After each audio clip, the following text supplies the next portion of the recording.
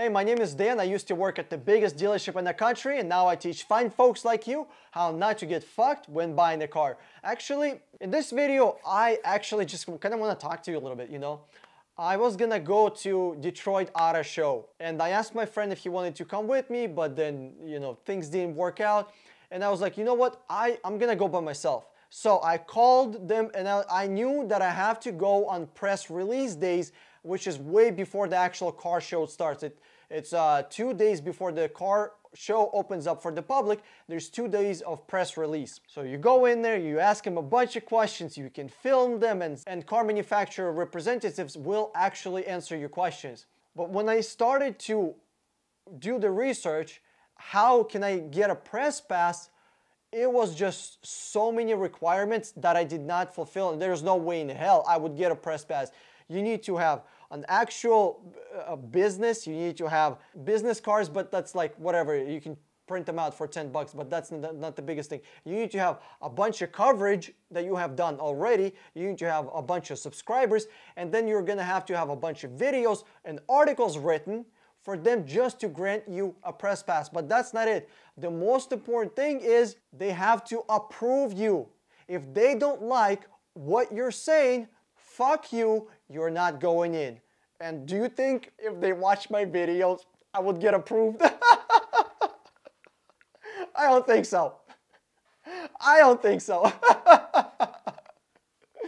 Oh, but what I really wanted to ask the car manufacturers, there's huge Q&A going on, and 3 questions that I wanted to ask would be, number 1, what technology that you added to your new cars in last 5 years that didn't exist before? What technology have you added? I was at Miami Car Show and I asked the same questions. First, 99% of car representatives did not want to speak on camera, and that 1% that even wanted to answer this question told me electric vehicles. Electric vehicles are not new. Can you imagine if there is a panel of car manufacturers that are willing to take questions, or there is a press conference with Toyota, press conference with Nissan, press conference with Chevy, press conference with Mercedes, and I asked them this question, what car technology have you added in your cars in the last 5 years that did not exist before? And their answer is something like, electric cars. And then I'll be like, well, they existed 100 years ago. Anything else? Oh, no, you ain't got shit? Okay, cool. Oh, we have autonomous technology. You mean you use radars that were available 30 years ago? You're using something that was available 30 fucking years ago? Or they're gonna tell me something like collision prevention systems. Again, that was available 30 years ago. Anything else? Or is that it? Okay, so you don't really have anything. Okay, well that's pretty boring. Second question that I would ask would be, why do you make cheap car options seem very expensive? Things like 360-degree camera, collision avoidance systems, heated and cooled seats and heated and cooled steering wheel. Well, not cooled steering wheel, but heated steering wheel, defrost mirrors, defrost windshield. Why is this not a standard feature on every car? Remote start. All this here, what I just mentioned, you can put on the car for less than $500-600. How do I know this? Because I have actually done the research to see how much this stuff costs separately and how much it costs for consumers.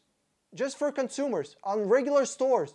Can you imagine how much more cheaper it is for them to put it in if they're not buying it at 10x or 20x marked up prices as we are buying it? Do you really think it costs $500 for them to put a remote start into the car? Hell no, absolutely not. I guarantee you it's no more than 50 bucks to put remote start. It's literally a receiver from the remote to the car. That's it. That is it. You can put it yourself for, I think, $150 or something. But if you want somebody else to do it, it's going to be somewhere around $500 or $400. Or maybe more. It depends how much they decide to charge.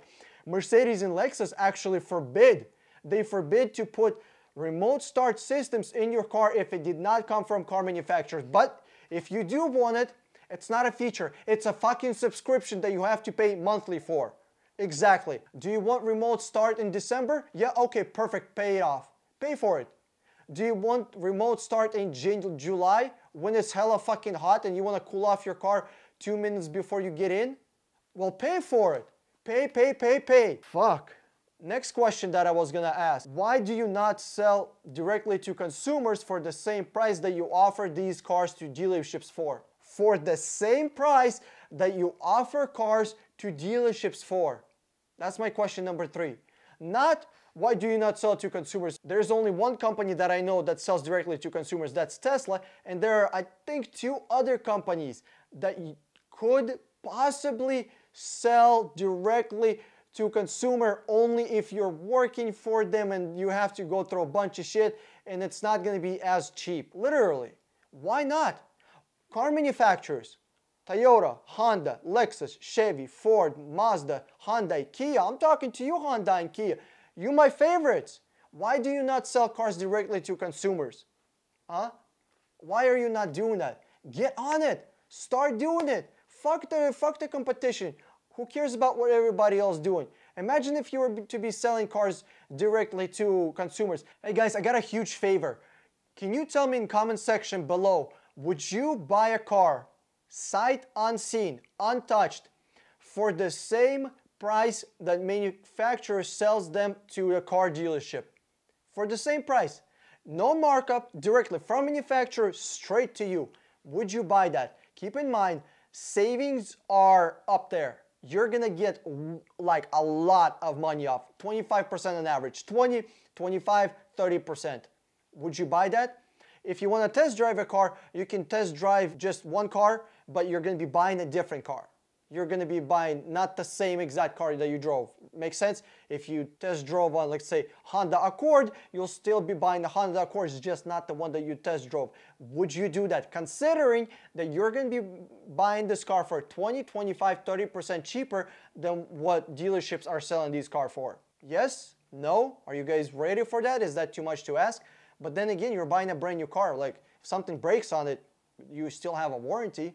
Think about this. Tell me in the comment section below because I really want to know. Hey, if you enjoyed this video, give me a thumbs up below and click the subscribe button over my head, or watch one of those 2 videos if you want to see more money saving tips about cars. This is Dan with 60 Minute Car. I'm signing out and I'll see you on the internet.